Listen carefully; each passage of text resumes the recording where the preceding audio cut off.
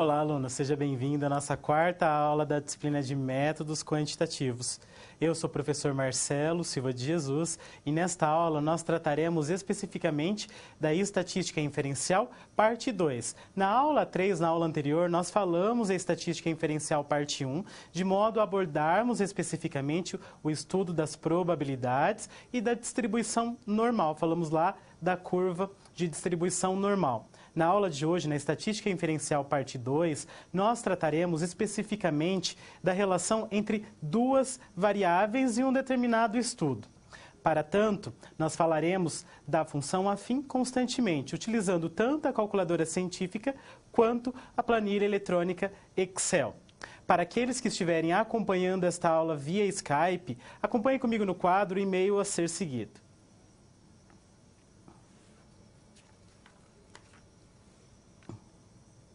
Bom, então, como eu já mencionei, vamos tratar da estatística inferencial e assim eu convido você a darmos início à nossa aula. Acompanhe comigo no quadro. Então, muitas das pesquisas e investigações que realizamos têm o objetivo de verificar a existência de relação entre duas variáveis. A relação entre duas variáveis é forte ou é fraca? A relação é direta ou inversa? Como medimos a relação entre duas variáveis? Então, perceba que a ideia é, de fato, tratarmos da relação entre duas variáveis. E assim eu convido você agora a assistir o vídeo de abertura.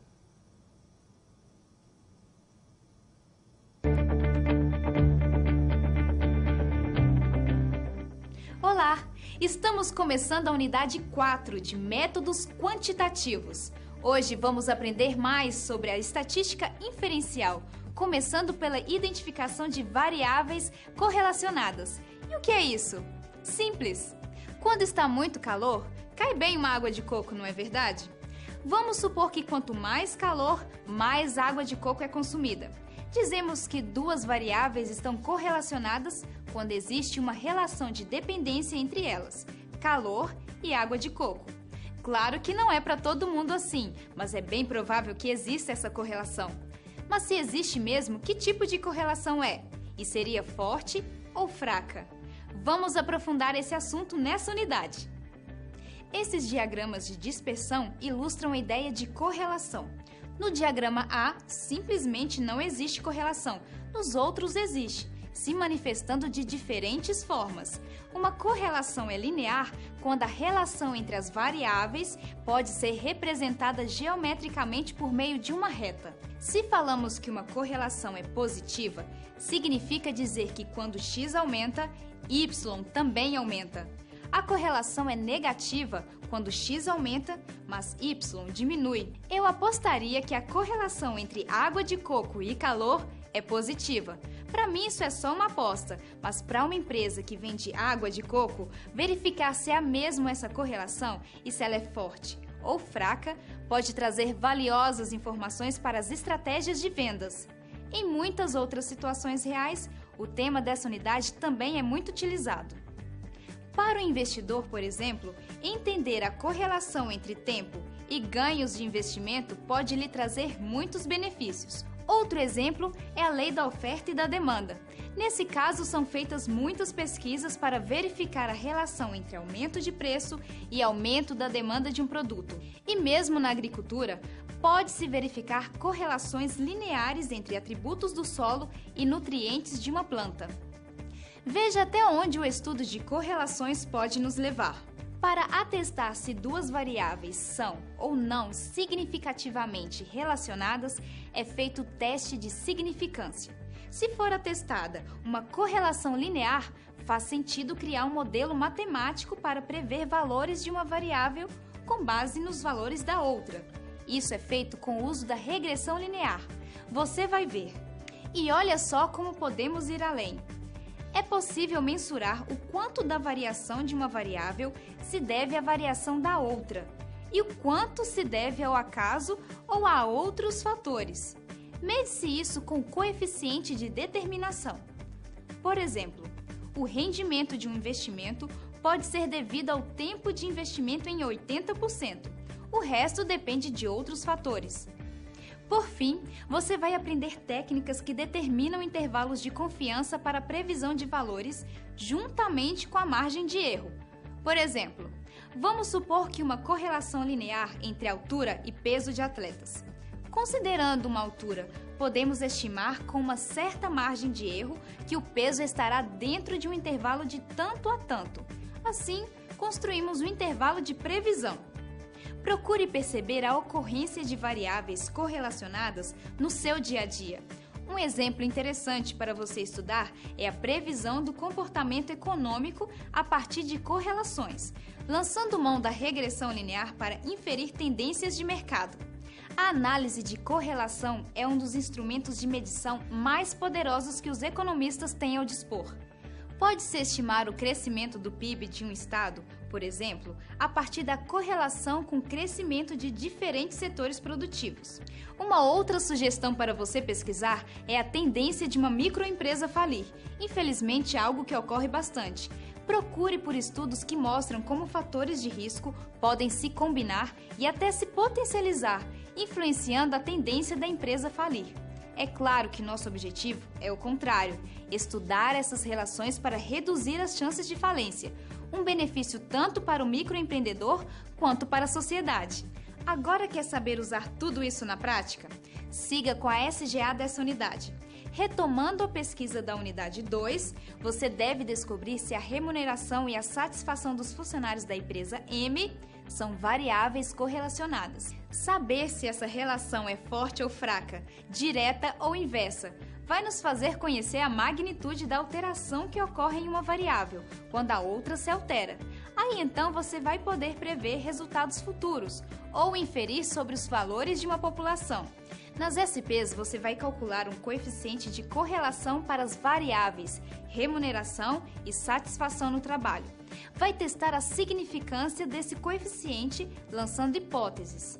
Depois vai prever a nota que um funcionário dá para as condições de trabalho, sabendo a nota que ele deu para a remuneração.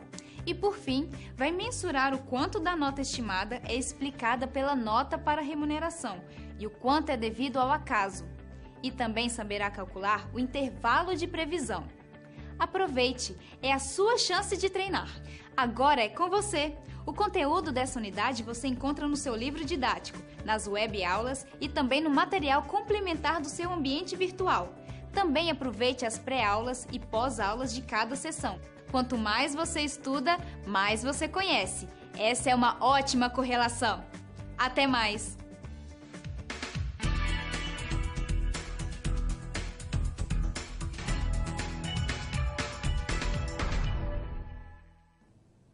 Vamos agora conhecer os conhecimentos prévios. Acompanhe no quadro. Então, entre os conhecimentos prévios, nós temos os conhecimentos conceituais e os procedimentais. Nos conceituais, é importante que você se recorde do conceito de função afim. Entre os conhecimentos procedimentais, nós temos operações aritméticas básicas e a construção de gráficos. Bom, entre os conhecimentos conceituais, nós temos o de função afim. Vamos então relembrar a definição de função afim. Uma função afim é uma função cuja lei de formação é dada na estrutura f de x igual a x mais b, em que o a ele é denominado de coeficiente angular, o número que multiplica o x então é o coeficiente angular, e o b, que é aquele número que aparece sozinho na lei de formação, é denominado de coeficiente linear. A representação gráfica de uma função afim também é importante que você se recorde. É sempre uma reta. Nós vamos, ao longo da aula, construir a reta ou a representação gráfica de uma função afim utilizando o Excel. Isso para determinarmos o que chamamos de gráfico de dispersão. Então, nós vamos inserir os pares ordenados no Excel e determinar o gráfico de dispersão. Bom, então é importante que você revise lá na situação problema 1, na nossa aula 1, o que nós falamos a respeito da função afim, o que é uma função afim, como determiná-la, como representá-la graficamente. Agora acompanhe comigo no quadro a situação geradora de aprendizagem. Imagine que você é um funcionário da empresa M e que foi incumbido de realizar uma pesquisa para determinar o perfil dos 30 mil funcionários. Foi perguntado aos funcionários da empresa M qual era a avaliação deles em relação às condições de trabalho e em relação à remuneração. Será que essas variáveis estão relacionadas? Quanto maior a remuneração, maior a satisfação do funcionário. Então, nós vamos trabalhar com essas duas variáveis, uma relacionada à satisfação em relação à remuneração e outra em relação à satisfação com as condições de trabalho. Vamos, então, agora conhecer a primeira situação-problema.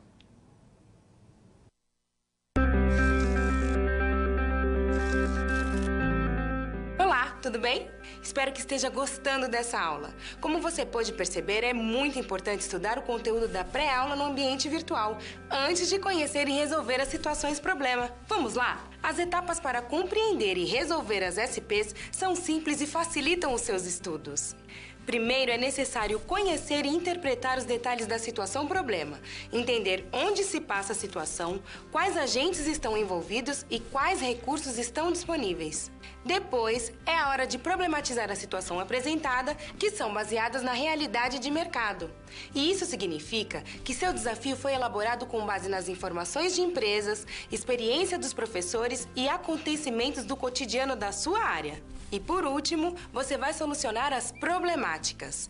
Para isso, você deve utilizar dos conceitos e das teorias vistas nas pré-aulas. Ficou claro? Então o desafio está com você. É hora da SP1. Caso surja um ponto de interrogação, você pode sempre acessar o fórum e enviar suas dúvidas, ok? Bons estudos e até mais!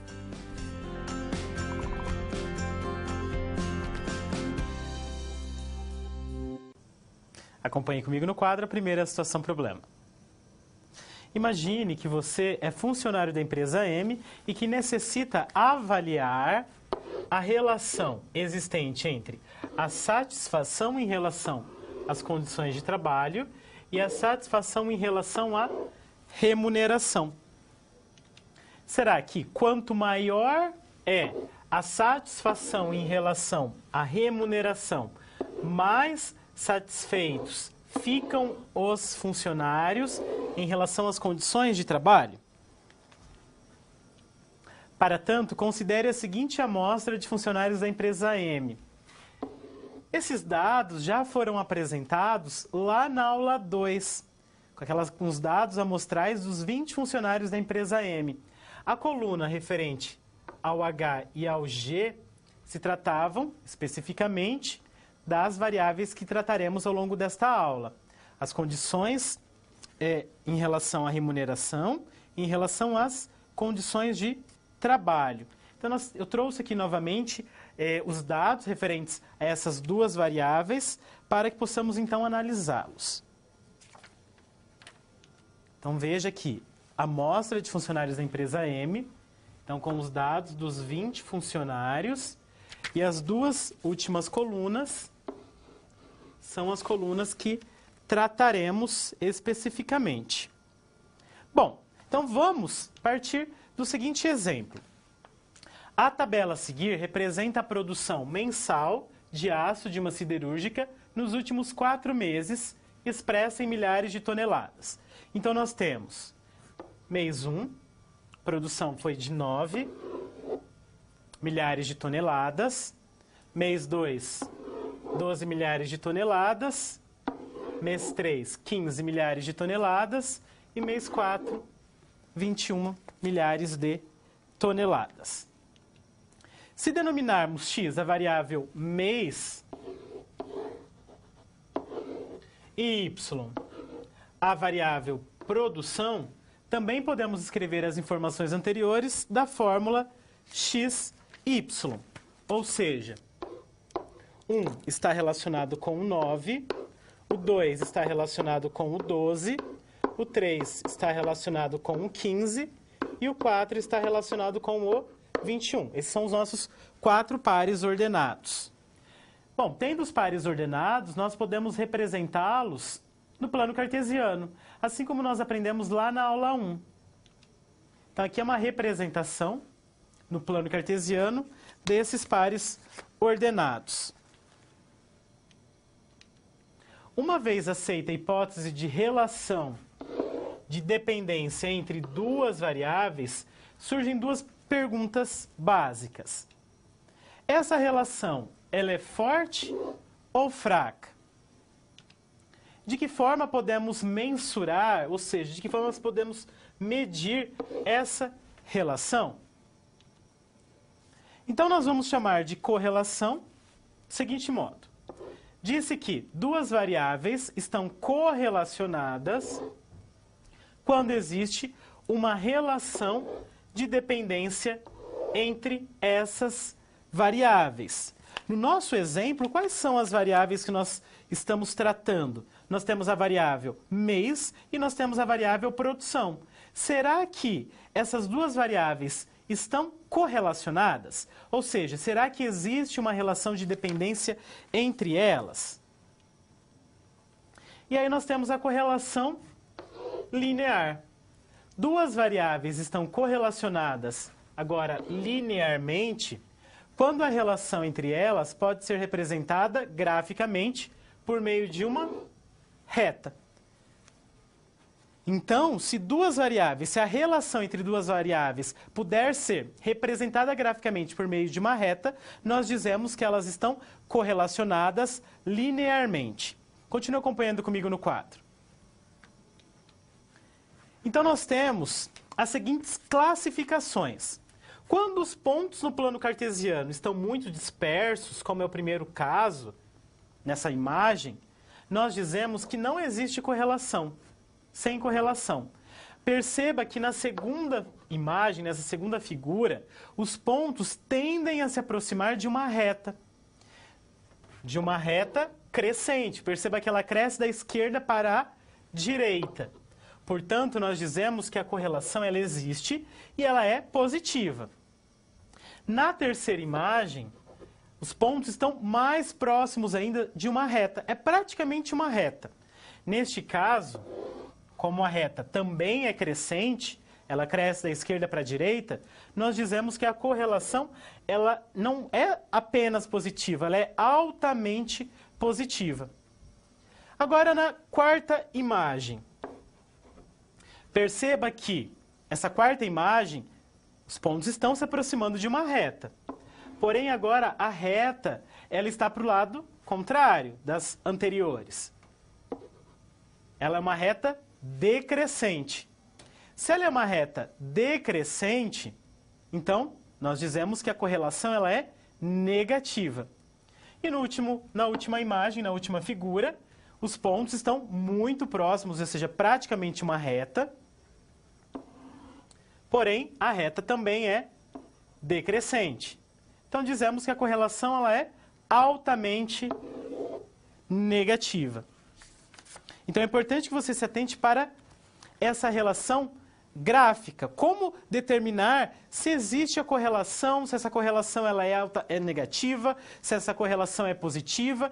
E aí essa análise, em princípio, ela não é feita por meio de valores numéricos. É importante que você consiga fazer essa classificação observando os gráficos, o modo como os pontos estão postos no plano cartesiano. Continue acompanhando comigo no quadro. Classificação da relação entre as variáveis agora a partir de R, a partir de um valor numérico. Bom, nós vamos determinar esse R, mas é importante que você saiba que se esse número, se o R for maior do que zero, que é o nosso coeficiente de correlação,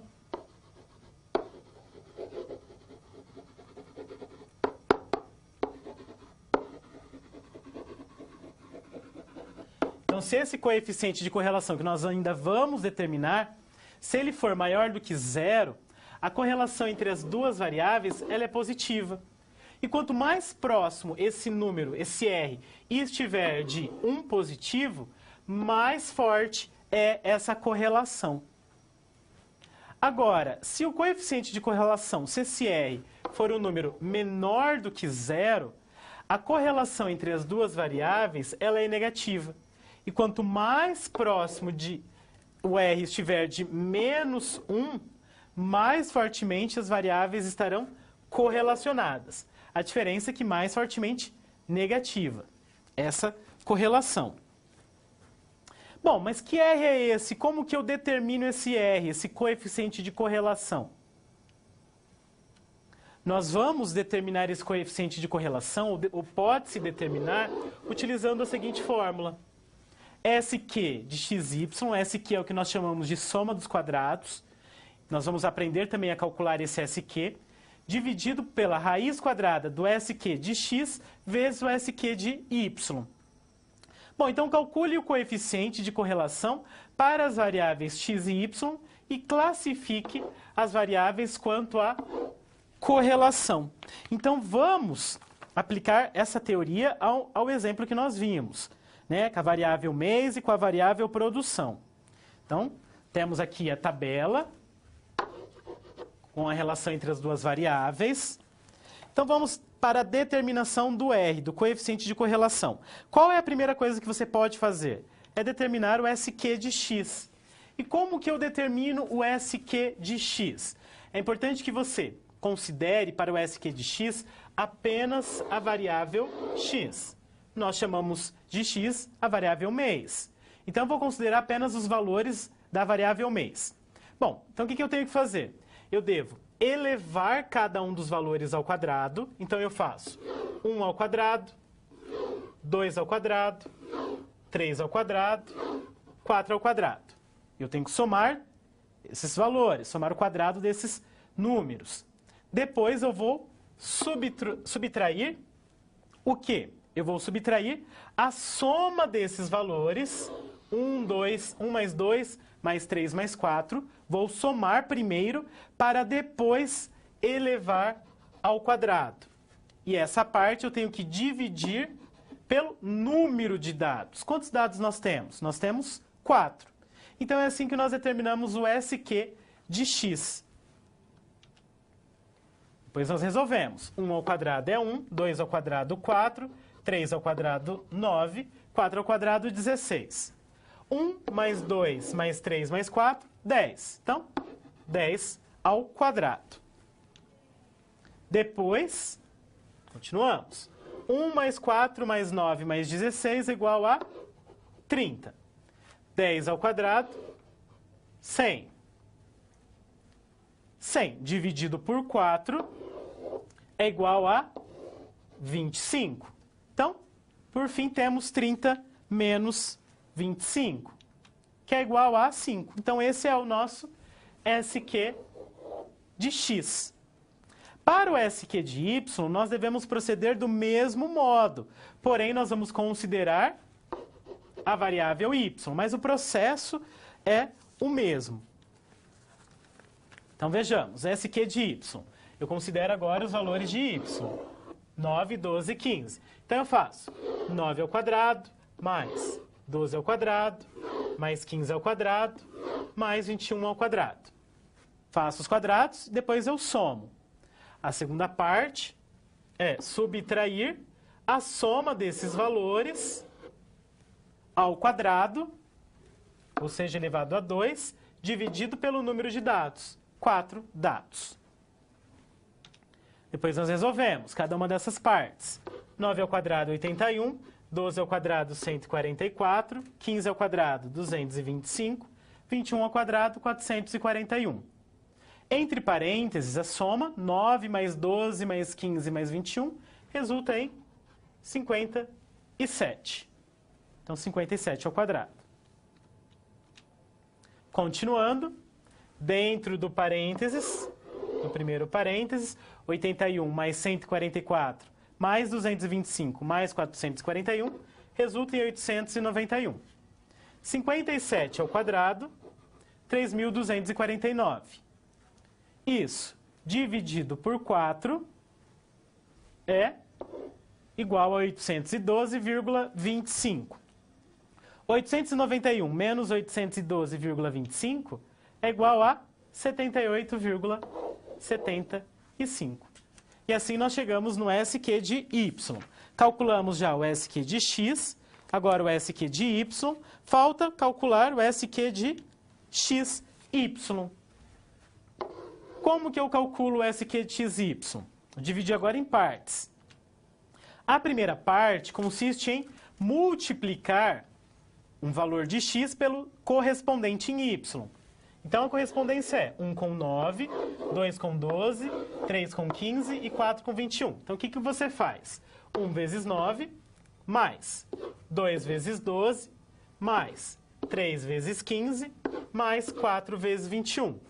Lembrando que primeiro se multiplica, então primeiro nós fazemos as multiplicações e depois somamos os resultados, obtendo então 162 como resposta para essa primeira parte. Segunda parte consiste em você somar todos os valores de x. Então, você soma todos os valores de x. 1 mais 2 mais 3 mais 4. Você soma os valores de y. 9 mais 12 mais 15 mais 21. E aí, o resultado de uma soma, você multiplica pelo resultado da outra soma. Teremos, então, 570. Isso dividido por 4, que é o número de dados que nós temos, obtemos o 142,5. Essa é a segunda parte. Terceira parte, o que você faz? Na terceira parte, para determinar o SQ de xy, você considera o valor obtido na primeira parte, 162, e subtrai o valor obtido na segunda parte, 142,5. O valor final será de 19,5. Então, tendo o SQ de x, tendo o SQ de y e o SQ de xy, então você substitui esses valores na fórmula do R, do nosso coeficiente de correlação. Vamos então à substituição. Acompanhe no quadro. Então, essa é a fórmula. SQ de xy dividido por SQ de x vezes o SQ de y. Substituindo, veja que no lugar do SQ de xy, eu coloquei 19,5, que foi o valor que nós encontramos antes. No lugar do SQ de x, 5, foi o valor que nós encontramos também. E no lugar do SQ de y, 78,75. Bom, depois que eu substituí, o que eu fiz? Multipliquei 5 por 78,75 e obtive 393,75. Depois, eu extraí a raiz quadrada de 393,75. Essa raiz já é da fórmula. E aí eu obtive 19,84.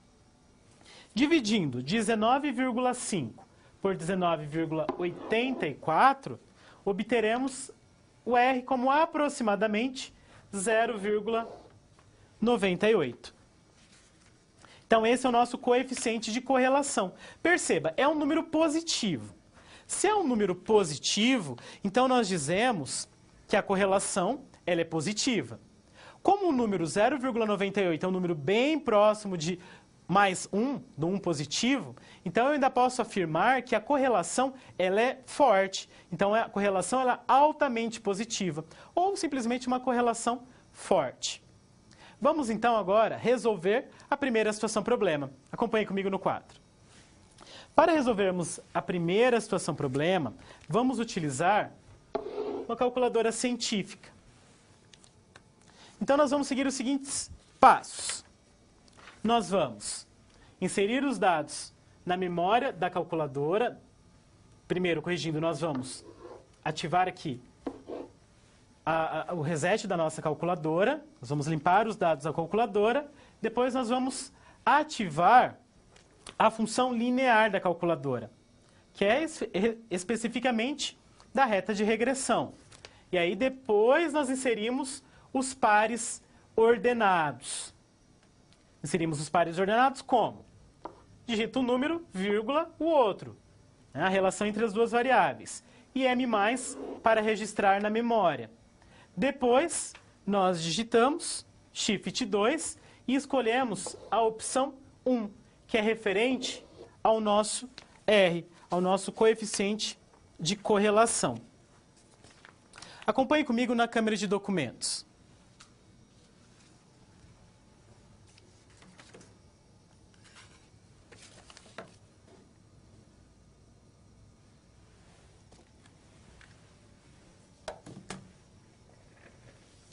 Então, nessa calculadora científica, como que eu vou determinar o valor de R? Bom, então a primeira coisa, eu vou limpar a memória da calculadora. Então, Shift Mod 3. Faço um reset. Feito o reset, nós vamos ativar o modo referente à reta de regressão. Então, Shift Mod, só o Mod 3, Reg, que é de regressão. E aí serão apresentadas as opções linear, log e exponencial. Vou escolher a primeira, linear. 1. Já está ativo? Então, vamos inserir os dados na memória da calculadora. Então, nós inserimos 7,8 M+, primeiro par ordenado. Segundo par ordenado a ser registrado na calculadora, 4,5 M+. Terceiro, 5,1 M+, 5,4 M+, 7,10 M+, 4,5 M+, 5,5, 4 está relacionado com o 5, 4 relacionado com o 4, 4 está relacionado com o 4, e assim nós inserimos os 20 pares ordenados na calculadora. E é importante que você continue registrando os dados na memória da calculadora. Depois de registrar os dados na memória da calculadora, o que você tem que fazer? Você tem que fazer Shift 2, serão apresentadas essas opções. Bom, não é a opção que eu quero. Aqui é apresentado a média, desvio padrão populacional e desvio padrão amostral. O que eu tenho que fazer? Na tecla Replay, eu vou apertar para a direita. Serão apresentadas essas opções, A, B e R. O que eu quero é o R, o coeficiente de correlação. Então, eu digito 3 e aperto o sinal de igual. E aí será apresentado, então, o coeficiente de correlação. Então, claro que na sua calculadora é importante que você registre os 20 pares ordenados, que nós tínhamos lá na tabela com os dados amostrais da empresa M, para depois, então, apertar Shift 2 e escolher a opção R referente ao coeficiente de correlação. Um outro modo de determinar esse coeficiente de correlação é utilizando o Excel. Acompanhe comigo no quadro. Bom, então nós vamos considerar os mesmos valores, os mesmos pares ordenados, para determinarmos utilizando o Excel. Então, nós vamos, os pares ordenados são esses. 7 com 8, 4 com 5, 5 com 1, 5 com 4. Então, na calculadora científica, é importante que você registre todos esses pares ordenados. E no Excel, mesma coisa, é importante que você registre todos. Registrando os pares ordenados no Excel, nas células do Excel, você vai inserir o gráfico de dispersão e adicionar uma linha de tendência. Depois de adicionar uma linha de tendência, nós vamos exibir o valor de R² no gráfico. Vejamos então no Excel como que fazemos para determinar esse valor de R.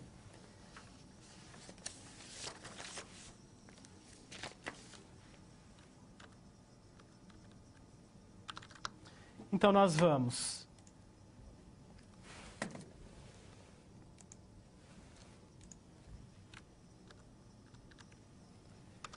inserir os pares ordenados. 7, 4, 5, 5 novamente, 7. Vou fazer aqui com alguns valores, mas o processo é o mesmo com os 20 pares ordenados. O 7 referente ao H, variável H, está relacionado com o 8. O 4 está relacionado com o 5. O 5 está relacionado com o 1. O outro 5 está relacionado com o 4. E o 7 está relacionado com o 10. Feito isso, inserindo os 20 pares ordenados,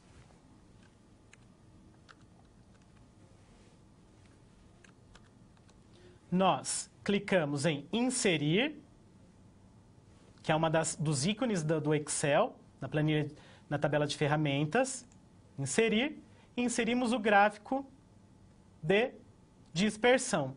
É o gráfico que tem todos os pontos dispersos no plano cartesiano. Então, a primeira opção. Feito isso, automaticamente, o gráfico de dispersão será apresentado. São esses pontos dispersos, então, no plano cartesiano. Feito isso, com o botão direito do mouse, clicamos em qualquer um dos pontos, adicionar linha de tendência, serão apresentadas outras opções à direita da planilha, vamos em exibir valor de R quadrado no gráfico. Quando clicamos em exibir valor de R quadrado no gráfico, o valor será apresentado. No caso, temos R ao quadrado igual a 0,5692. Esse é o R quadrado, eu quero o R, então o que eu faço? Eu extraio a raiz quadrada do valor obtido. E assim, então, é uma outra forma de determinarmos o coeficiente de correlação, utilizando a planilha eletrônica. Então, existem três formas. Você pode utilizar a fórmula, que foi o modo como nós calculamos. Você pode também utilizar a calculadora científica. Então, com os passos que eu apresentei na câmera de documentos, então é importante que você insira os 20 pares ordenados para depois, então, determinar o valor de R. No Excel também é uma outra possibilidade de determinar esse valor, o valor de R, porém no Excel você consegue determinar o R quadrado. O que nós queremos é apenas o valor de R. Então, com R quadrado, nós extraímos a raiz quadrada e assim obtemos o coeficiente de correlação. Bom, acompanhe comigo no quadro. Fazendo o procedimento tanto com a fórmula quanto com a calculadora científica ou Excel, o valor para o coeficiente de correlação será de 0,707. Portanto, nós concluímos que as variáveis H e G estão correlacionadas positivamente.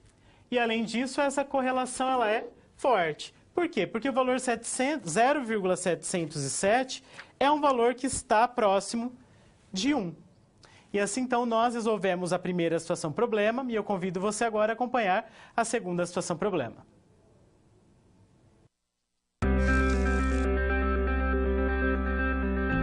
Opa, e aí? Como você se saiu com a primeira SP? Com as dicas que a gente viu, nem ficou difícil, não é mesmo? Você percebeu o caminho traçado para obter uma solução satisfatória? Primeiro, você estuda os conceitos teóricos. Em seguida, você conhece e avalia a situação. E só então você tem conhecimento suficiente para se empenhar em resolver a situação-problema. Entendeu por que é importante fazer uso de todos os recursos do material didático antes de iniciar as SPs? No ambiente virtual, você encontra textos, webaulas e vídeos para enriquecer os seus estudos. Vamos para mais um desafio? Boa sorte na SP2 e até mais!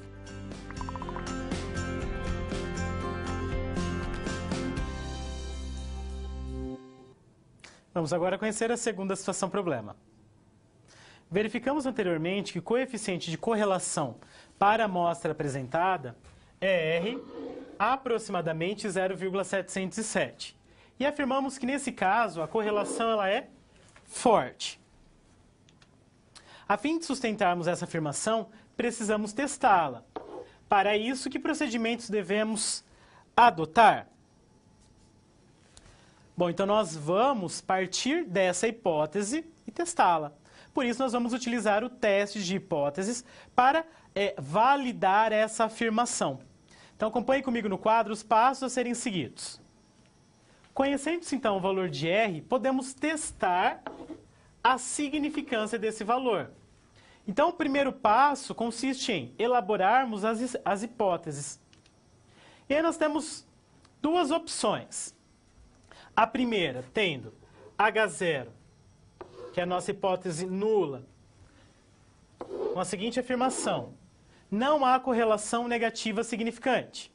O ρ, que é o símbolo que parece um P, esse ρ, maior ou igual a zero. Significa não há correlação negativa significante. O ρ menor do que zero, lembre-se que a hipótese alternativa precisa contrariar a hipótese nula. Se a nula é maior ou igual, a alternativa tem que ser diferente, ou seja, menor que zero. E aí isso significa correlação negativa significante. Então, essa é uma opção de hipóteses para o primeiro passo. A segunda opção é o contrário. Ao invés de assumirmos o ρ maior ou igual que zero, vamos assumir o ρ menor ou igual que zero, como sendo a nossa hipótese nula. E isso significa o quê? Não há correlação positiva significante. E aí o contrário de menor ou igual é maior. E aí é a hipótese alternativa. ρ maior que zero, correlação positiva significante. Então essas são as duas opções que nós temos para o passo 1, que é a elaboração das hipóteses. O passo 2 consiste em determinar estatística de teste. Para tanto, nós vamos utilizar a fórmula de TC, que é igual a R sobre 1 menos R ao quadrado sobre N menos 2. O que é o R? É esse coeficiente de correlação. O N é o tamanho da nossa amostra. E como nós estamos tratando de um teste de significância, nós precisamos determinar os graus de liberdade, fazendo V igual a N menos 2. Lá na aula 3, nós aprendemos a determinar os graus de liberdade fazendo N menos 1. Quando nós estamos testando o coeficiente de correlação, nós determinamos os graus de liberdade fazendo N menos 2. E aí fixar o nível de significância. Isso aqui é igual lá na aula 3. O nível de significância é um alfa que vai até 5%. Passo 4, calcular a estatística a partir da amostra. E o passo 5, tomar uma decisão. E nós vamos tomar a decisão com base nos passos anteriores. Vamos então à resolução da situação problema 2, considerando esses passos. Então, para testar a significância de R, lembrando que esse R é o valor determinado na situação problema 1, o 0,707. Executamos os seguintes passos. Passo 1. Vamos considerar as hipóteses. Hipótese nula. ρ menor ou igual que zero. Não há correlação positiva significante. E aí eu estou utilizando essa hipótese nula porque é isso que eu quero testar. Eu quero testar se de fato nós temos uma correlação positiva significante, que foi a nossa conclusão da situação problema 1. Porque o R era igual a 0,707. Ou seja, correlação positiva significante. E aí a hipótese alternativa tem que contrariar a hipótese nula. Se a hipótese nula é menor ou igual, a hipótese alternativa é o contrário, maior, ρ maior que zero. E aí isso significa correlação positiva significante. Então uma diz que não há correlação positiva significante e a outra hipótese diz que sim, há correlação positiva significante. Passo 2, nós vamos determinar a estatística de teste, o nosso TC, e os graus de liberdade. Passo 3, vamos supor um alfa igual a 5%. Esse vai ser o nosso percentual para significância.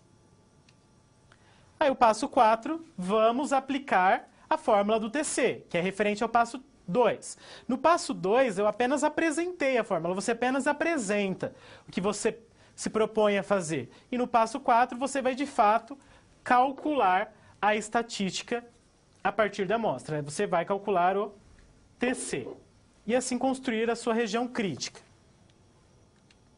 Então, vejamos que nós temos que o T ele é igual a 1,734. E como que eu chego nesse T igual a 1,734?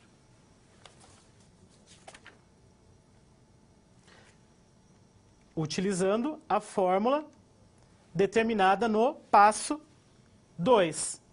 Aqui no passo 2 nós tínhamos a fórmula TC igual a R sobre raiz quadrada de 1 menos R ao quadrado sobre N menos 2. Então, nós vamos substituir no lugar do R o 0,707 e no lugar do N nós vamos substituir por 20.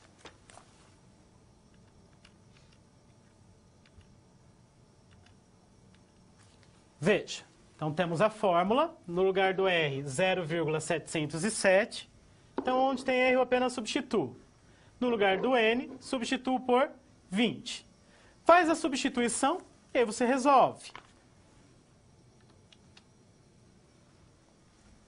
0,707 apenas repetir.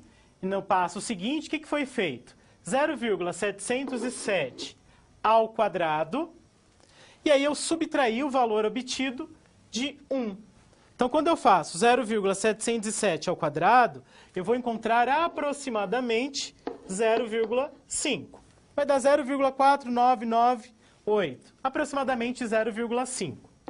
1 menos esse valor, 0,5.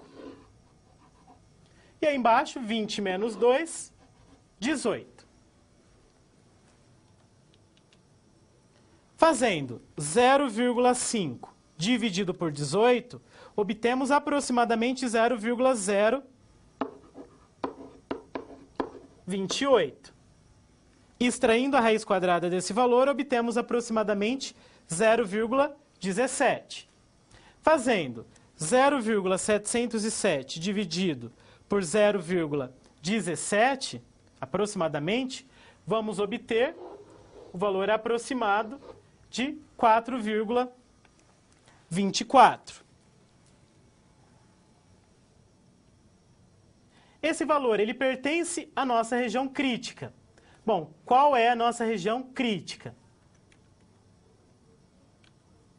A nossa região crítica é a região que é determinada observando a tabela de significância na linha 18.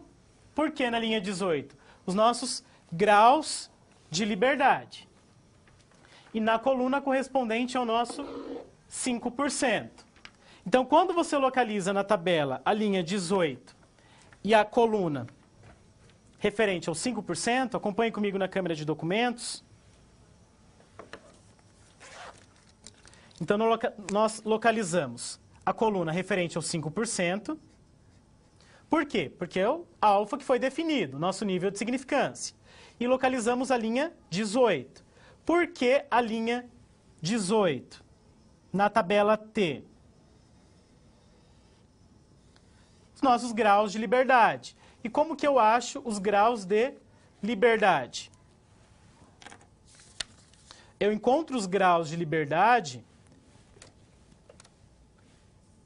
fazendo o tamanho da amostra, 20, menos 2.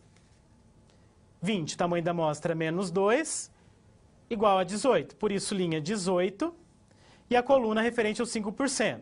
O cruzamento, o valor que está no cruzamento dessa linha com essa coluna é 1,734. Continua acompanhando comigo no quadro. Por isso que o T é 1,734. O T. E aí eu escrevo que a região crítica ela é determinada por um valor que pertença aos reais, tal que esse valor precisa ser maior ou igual que 1,734. Lembrando que 1,734 é o que nós localizamos na tabela T, no cruzamento da linha 18 com a coluna referente ao 5%. Calculando o TC, na fórmula que nós utilizamos anteriormente, obtivemos TC como sendo 4,24. Então, nós temos que analisar se esse 4,24 pertence à nossa região crítica.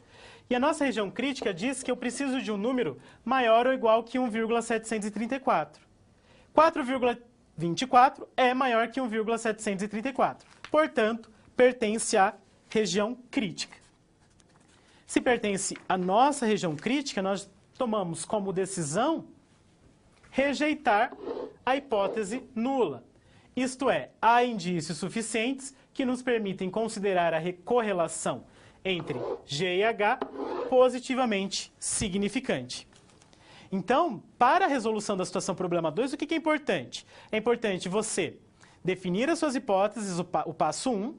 É importante que você calcule o T a partir do cruzamento entre o nível de significância que você define para a sua pesquisa, com a linha referente aos graus de liberdade. Como que eu determino os graus de liberdade? Tamanho da amostra menos 2. Aí você vai obter o valor de t.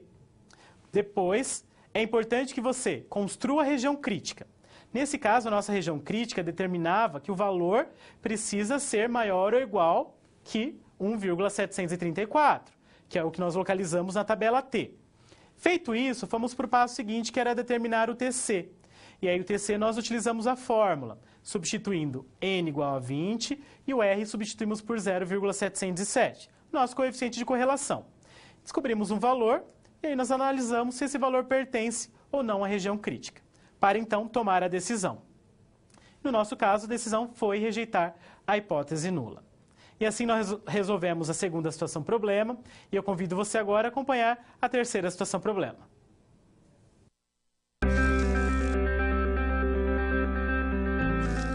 Olá! Agora que você já solucionou duas das SPs, muitas das teorias vistas na pré-aula fazem mais sentido, não é mesmo?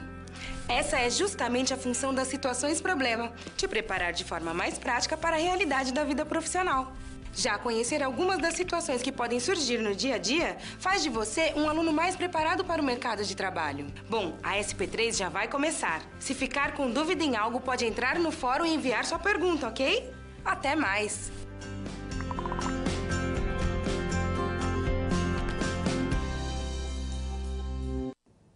Vamos agora conhecer a terceira situação problema.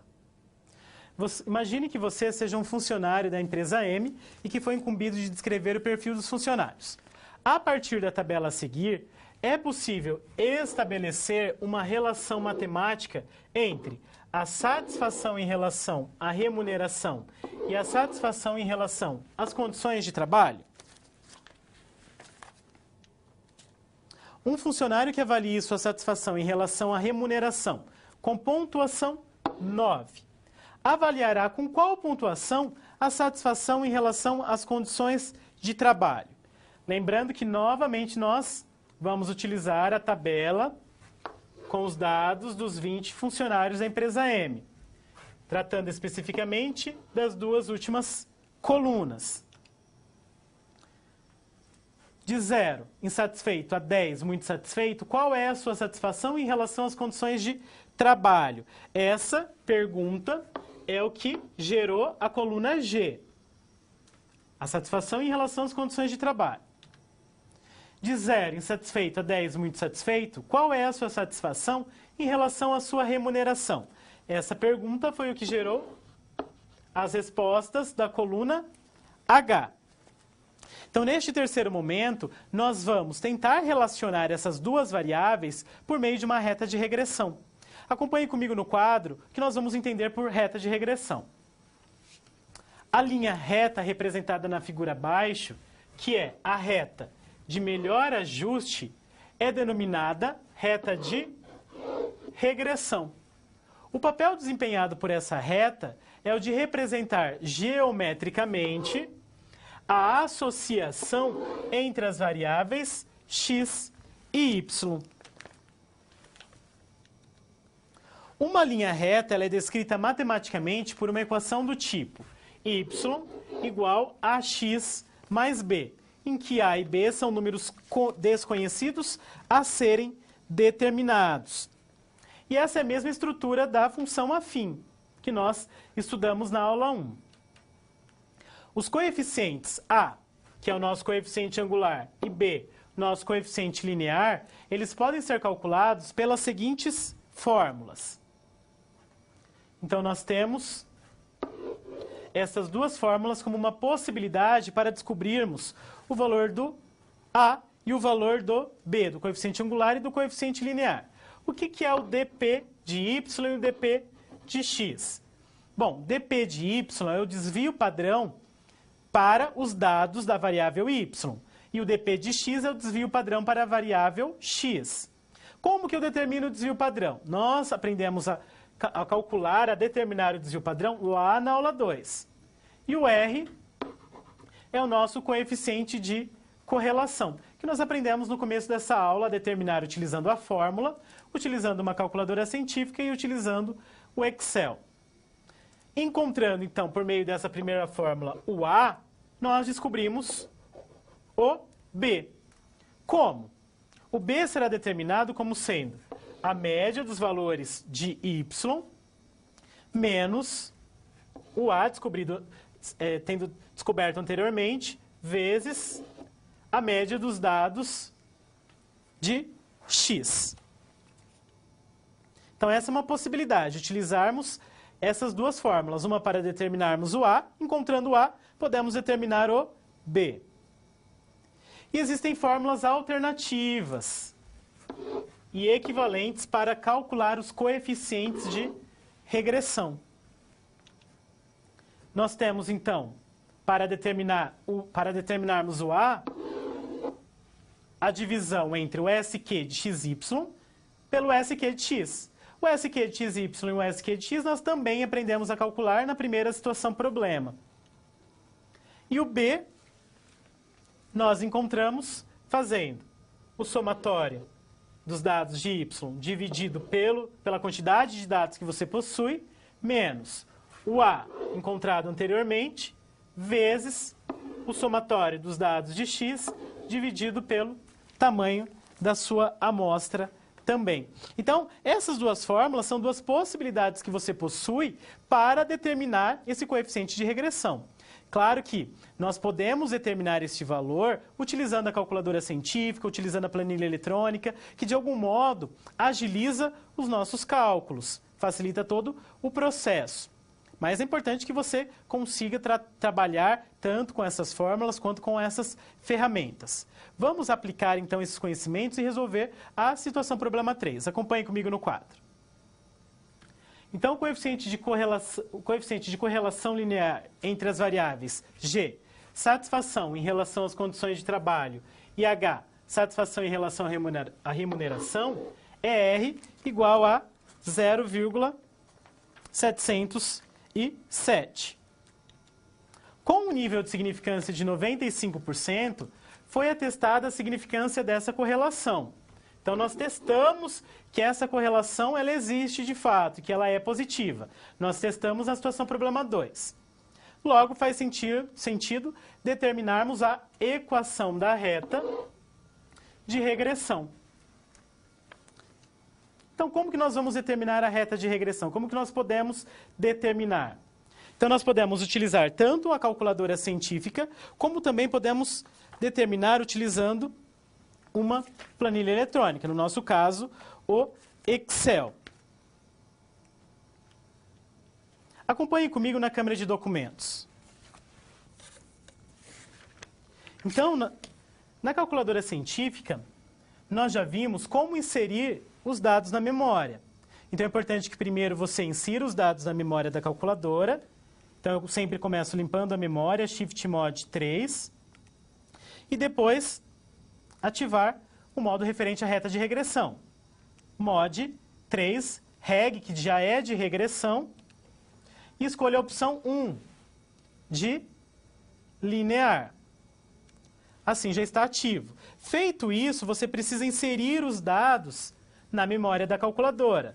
Como que você vai inserir os dados na memória da calculadora? Nós vimos anteriormente. Primeiro, para ordenado, que relaciona as variáveis H e G, 7 com 8. Então, 7, vírgula, vírgula da calculadora, o 8, M+. Aí você registra na memória da calculadora. E aí você vai para o próximo para ordenado. 4, vírgula, 5, M+. Segundo par, ordenado registrado. 5,1, terceiro par ordenado. 5,4, M+, quarto par ordenado registrado na memória, e aí você faz esse procedimento até registrar os 20 pares ordenados na memória da calculadora. Depois que você registrar, aí você tecla Shift e escolhe a opção 2, tecla o número 2. Serão apresentadas as opções que nós já vimos anteriormente. A média, desvio padrão populacional, desvio padrão amostral. O que eu quero é o R. O que eu faço? Vou na tecla Replay para a direita. Quando eu vou para a direita, são apresentadas as opções A, 1, o B, número 2, e o R, o número 3. Então, se eu quero o R, o coeficiente de correlação, eu teclo o número 3, igual, eu terei o coeficiente de correlação. E aí não preciso usar aquela aquela fórmula para determinar o coeficiente. Se eu quero determinar a reta de regressão, então eu preciso do A e eu preciso do B. O A, neste caso, é um número que vai aparecer sozinho na lei de formação da reta de regressão.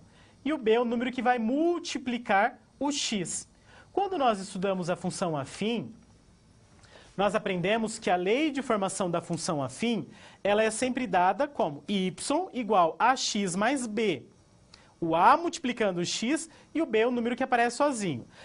Nessa calculadora científica que eu apresentei na Cássio, é o contrário. O B é o que multiplica o x.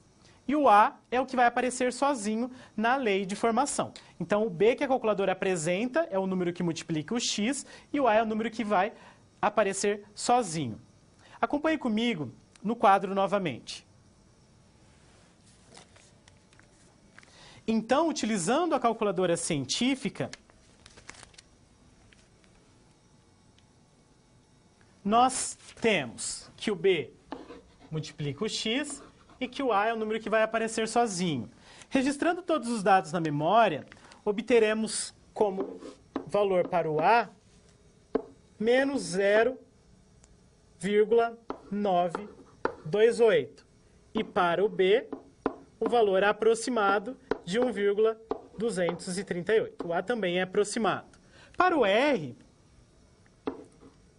vamos colocar aqui, mas nós já determinamos 0,707. Com esses valores, eu já consigo construir a reta de regressão. Então, é importante que você registre na memória da calculadora científica todos esses pares ordenados. E aí, teremos então que a reta de regressão é y igual a 1,238x menos 0,928. E utilizando a planilha eletrônica, utilizando o Excel, nós vamos inserir os pares ordenados nas células, depois nós vamos inserir o gráfico de dispersão, adicionar linha de tendência e exibir a equação no gráfico. Vejamos, então, temos aqui uma parte dos 20 dados, dos 20 pares ordenados.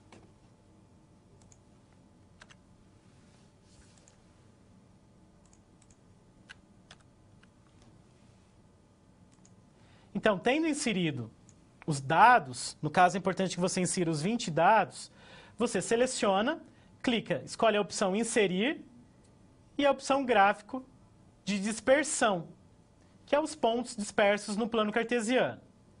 Clicando, perceba que automaticamente será apresentado os pontos no plano cartesiano.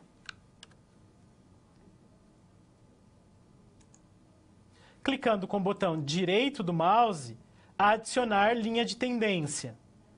Depois, anteriormente nós exibimos o valor de r quadrado para determinarmos o valor de r. Lembrando que tem que extrair a raiz quadrada. Mas vamos agora exibir a equação no gráfico.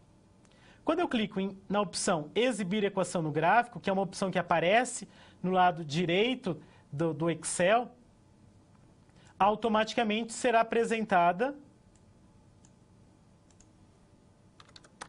a reta de regressão.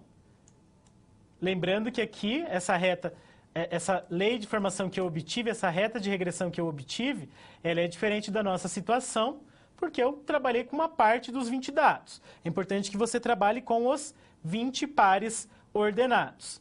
E aí, a reta de regressão que você irá encontrar será a mesma que eu construí, considerando os dados obtidos por meio da calculadora científica.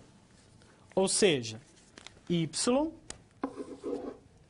igual a 1,238x menos 0,928. O r quadrado que eu falei, quando você escolher essa opção no Excel, o r quadrado será igual a 0,4995.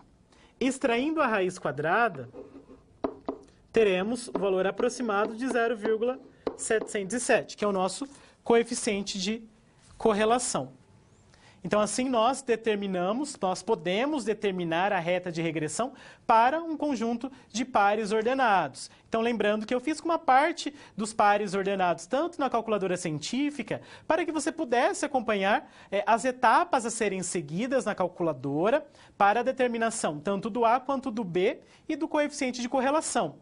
Lembrando que na calculadora científica, depois que você registra os dados na memória, aí você aperta o Shift 2 e vai para a opção lá do A, do B e do R. O A dessa calculadora científica é o nosso B, né, o número que aparece sozinho, e o B é o número que multiplica o X, é o coeficiente angular. E aí o R é o coeficiente de correlação. No Excel, também, mesma coisa. Eu trabalhei com uma parte dos 20 pares ordenados, mas é importante que você trabalhe com todos, insira todos os pares ordenados, selecione, clique na opção, no ícone Inserir Gráfico de Dispersão, lá nas ferramentas do Excel, então gráfico de dispersão, com o botão direito do mouse, clicar em um dos pontos que vão estar no plano cartesiano, e serão apresentadas outras opções à direita do Excel. Entre essas opções teremos exibir a equação no gráfico. É essa equação que é a reta de regressão. Ela já vai ser apresentada. Exibir r² no gráfico também é importante para que você extraia a raiz e encontre o coeficiente de correlação. E assim nós resolvemos a terceira situação problema e eu convido você agora a acompanhar a quarta situação problema.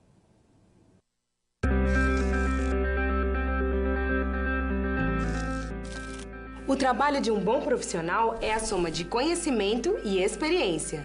O conhecimento você obtém estudando a pré-aula, tirando dúvidas no fórum, acessando as web-aulas, ou seja, fazendo bom uso dos materiais oferecidos aqui no ambiente virtual. Já para ter experiência antes mesmo de ir para o mercado de trabalho, você precisa se empenhar na resolução das SPs. Lembre-se, quanto mais você se dedicar analisando com atenção, fazendo anotações na hora de levantar hipóteses, procurando diferentes soluções até obter a melhor, mais preparado você estará para desempenhar sua profissão. Você já resolveu 3 desafios, mas ainda falta a SP4. Se dedique, hein?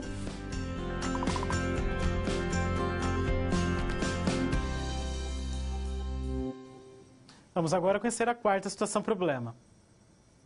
É possível estabelecer um intervalo de confiança para a estimativa G igual a 10, obtida a partir de H0 igual a 9. Quanto da variação de G é explicado pela variação de H e quanto é devido ao acaso e às características próprias de cada funcionário? E é importante que você se lembre, é importante recordar que quando eu falo em G, estou me referindo à satisfação em relação às condições de trabalho e quando eu falo em H, satisfação em relação à remuneração. Então temos que o coeficiente de determinação ou de explicação é uma medida que tem por finalidade mensurar, ou seja, medir em termos percentuais o quanto da variação de uma variável y é devido à variação de x, supondo que essas variáveis sejam correlacionadas. Existe uma relação estreita entre o coeficiente de correlação, o R que nós tratamos anteriormente, e o coeficiente de determinação. E essa relação ela é expressa do seguinte modo. O coeficiente de determinação ele é igual ao quadrado do coeficiente de correlação. Ou seja, aquele valor que nós encontramos por meio do Excel, o R ao quadrado, aquilo é o coeficiente de determinação. Veja um exemplo. Duas variáveis, x e y, estão negativamente correlacionadas, de modo que R é igual a menos 0,9. Quanto da variação de y pode ser explicada por sua correlação e variação de x? Eu tenho já o coeficiente de correlação, menos 0,9. Para determinarmos o coeficiente de determinação, o que eu faço? Elevo esse valor ao quadrado. Então, nós fazemos R ao quadrado para determinarmos o coeficiente de determinação. O R não é menos 0,9? Então, menos 0,9 ao quadrado. Menos 0,9 ao quadrado é igual a 0,81. Ou em porcentagem, isso é o mesmo que 81%. Pronto, determinamos o coeficiente de determinação.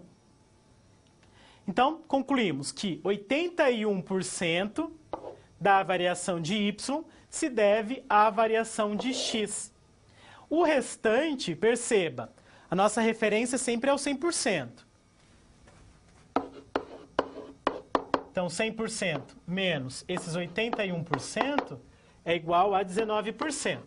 Então, 81% se deve à variação de x. O restante, os 19%, se deve ao acaso. Em estatística, sempre que é realizada uma estimativa pontual, como é o caso da previsão para y, feita por meio da reta de regressão, em que y é igual a x mais b, é natural pensarmos em construir um intervalo de confiança para a estimativa. E aí alguns autores também o denominam de intervalo de previsão. Então vamos agora construir o intervalo de confiança, ou intervalo de previsão. Sempre será um valor estimado menos a margem de erro, o mesmo y mais esse erro.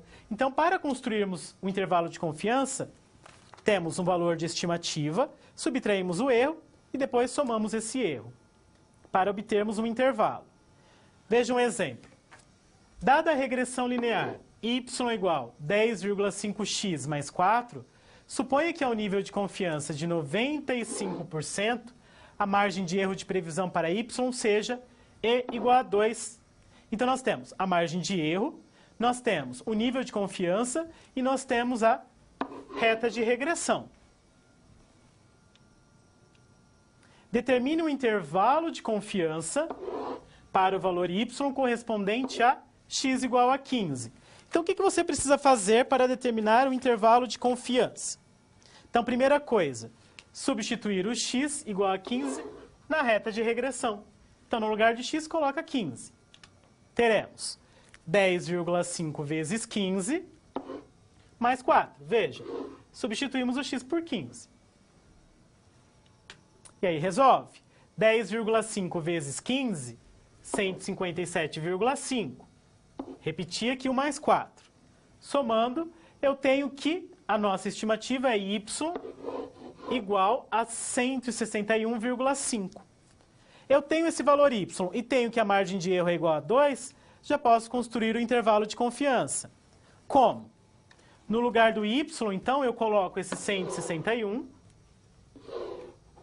E no lugar do e, que é a nossa margem de erro, substituímos por 2, que já foi determinado, já foi estipulado no nosso enunciado. Então, substituindo, perceba que primeiro subtraímos o 2 e depois somamos o 2. Obteremos 159,5 como primeiro valor e o segundo 163,5 como sendo o segundo. E aí nós temos nosso intervalo de confiança. Então, falamos no coeficiente de determinação, que é o quadrado do coeficiente de correlação, e no intervalo de confiança. Vamos, então, resolver a quarta situação-problema. Acompanhe no quadro. O coeficiente de correlação dessas variáveis foi estimado em aproximadamente 0,707. Então, o coeficiente de determinação é só elevar esse valor ao quadrado. Elevando esse valor ao quadrado, teremos aproximadamente 0,5, ou, na sua representação percentual, 50%. Desse modo, apenas 50% da variação de G se deve à variação de H. E os outros 50% devem-se ao acaso. Sempre o restante em relação ao 100% se deve ao acaso. Agora o intervalo de confiança. Vamos supor um nível de confiança de 95%. O intervalo de predição que nós queremos é o G sendo igual a 10. E vamos assumir uma margem de erro. Essa margem de erro você não precisa determinar. No nosso caso, nós já vamos tratar com a margem de erro definida. Então, margem de erro aproximadamente 4,903.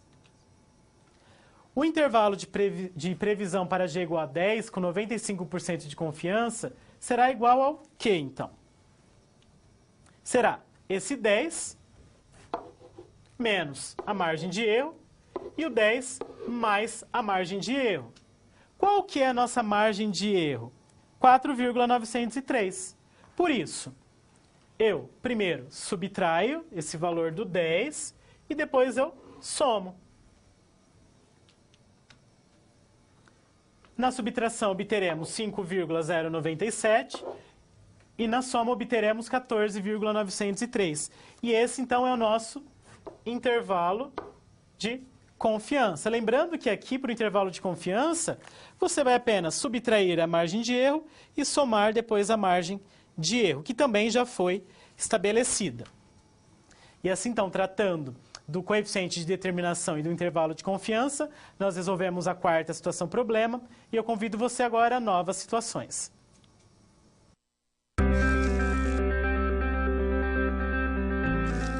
E agora que todos os desafios foram concluídos com sucesso, é hora de refletir sobre o que foi visto. O objetivo das SPs é ampliar o seu conhecimento e te ensinar a como utilizar na sua realidade profissional os conceitos vistos aqui. Essa é uma metodologia que exige muita proatividade e empenho da sua parte, já que segue o modelo de uma das tendências mais avançadas no mundo, a sala de aula invertida. E em contrapartida, vai te transformar num profissional diferenciado e mais qualificado para desempenhar as funções da sua profissão. Por isso, faça bom uso dos materiais e das interatividades oferecidas. Ah, não deixe de acessar o seu ambiente virtual e completar a sua pós-aula, ok? Cada parte do processo é essencial para a sua aprendizagem. Até mais! Vamos agora a novas situações. Acompanhe no quadro. Luciane, uma profissional de marketing responsável pelo setor de vendas de uma determinada empresa, está preocupada com a relação entre o gasto em propagandas e a quantidade de produtos vendidos nos últimos meses. Para entender melhor essa relação, ela construiu a seguinte tabela com as informações dos últimos 5 meses. Então perceba que nós temos, na primeira linha, gastos com propaganda, que eu vou chamar de variável X, e na segunda linha nós temos unidades vendidas, que eu vou chamar de variável Y. E os pares ordenados são construídos relacionando o valor de X com o valor de Y. Quanto da variação da quantidade de unidades vendidas é explicado pela variação do gasto com propaganda e quanto que é devido ao acaso? Então, nós temos que o valor de R a ser determinado, o nosso coeficiente de correlação, ele é aproximadamente 0,954. E aí nós podemos encontrar esse coeficiente de correlação tanto utilizando o Excel, a calculadora científica, quanto a fórmula aprendida lá na situação problema 1, na qual nós determinamos o SQ de XY dividido pela raiz quadrada do SQ de X vezes o SQ de Y. Bom, eu tenho o coeficiente de correlação. Elevando esse valor ao quadrado, obtemos o coeficiente de determinação, 0,910 ou ainda 91%.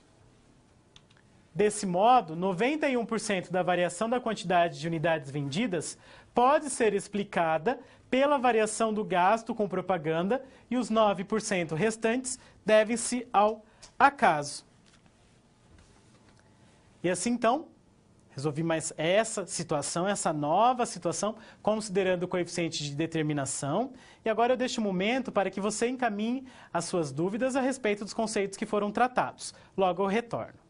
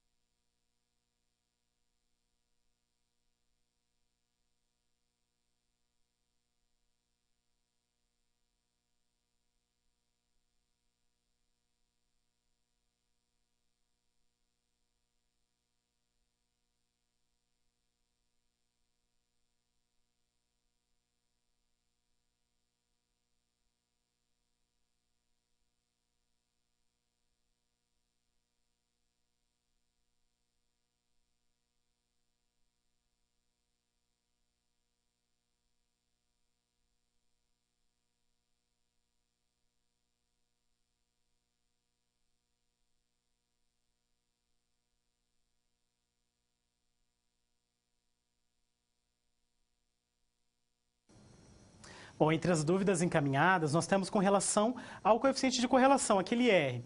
Bom, o R ele pode ser maior que 1 ou ele pode ser menor que menos 1? Não. O coeficiente de correlação ele vai estar compreendido entre esses dois valores, entre menos 1 e 1. Então, quanto mais próximo de menos 1, altamente negativa é a correlação. Quanto mais próximo de 1, é altamente positiva a correlação.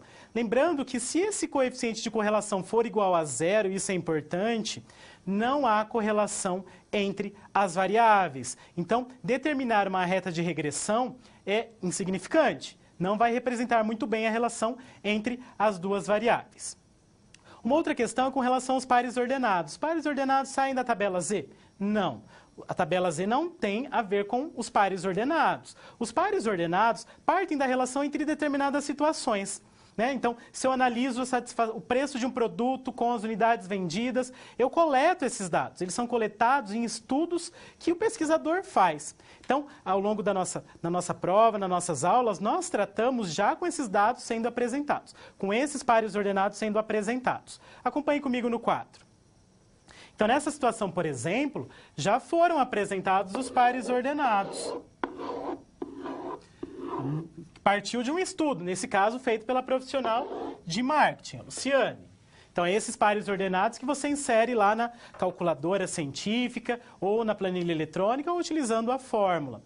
Uma outra questão é com relação se todas as calculadoras científicas elas apresentam aquela diferença que eu falei entre o coeficiente o coeficiente angular e o coeficiente linear, o A e o B. Bom, não sei dizer se todas as calculadoras são assim. Eu posso afirmar que na Cássio, no modelo que eu apresentei, que eu trabalhei, temos essa divergência, essa diferença. Que o A é o termo que aparece sozinho na reta de regressão e o B é o que vai multiplicar o nosso x. E com relação ao desvio padrão, eu gostaria de lembrar da importância de você estudar as outras aulas. Elas também são pré-requisitos para a aula seguinte. E o desvio padrão foi tratado já na aula 2. Então é importante que você se lembre, se recorde ou revise o material, o livro ou as teleaulas para então relembrar como que é feito o cálculo do desvio padrão. E assim eu agradeço a sua participação ao longo desta aula. Lembrando que na prova você poderá utilizar a calculadora, a tabela Z. Todas as questões que utilizarem o valor de Z já será dado, você não terá que utilizar a tabela Z em específico. E com relação ao teste de hipótese, nós trataremos de conceitos teóricos relacionados ao teste de hipótese. Então, novamente agradeço a sua participação e convido você agora a assistir o vídeo de encerramento.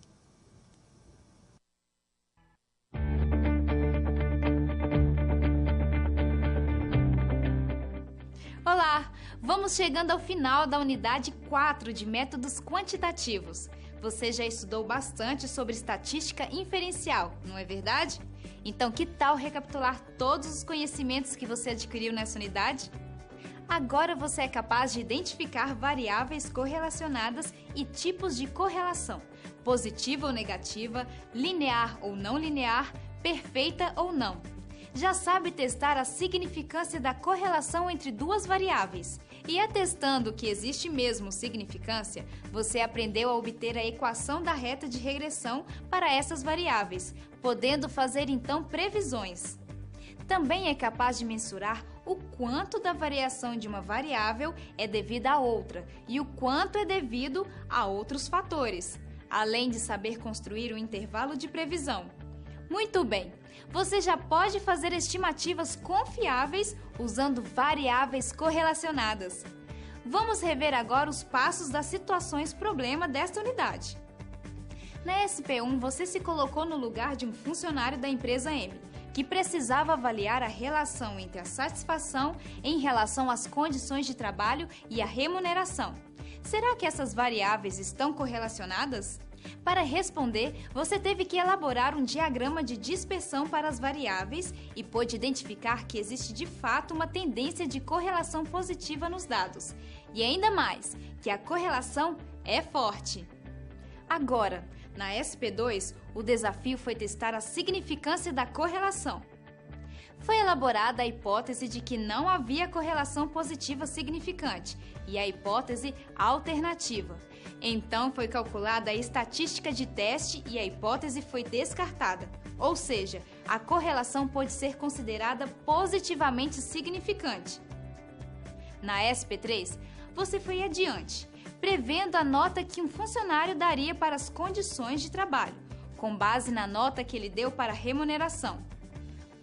Como você comprovou a significância da correlação entre essas duas variáveis, fez sentido determinar uma equação para a reta de regressão.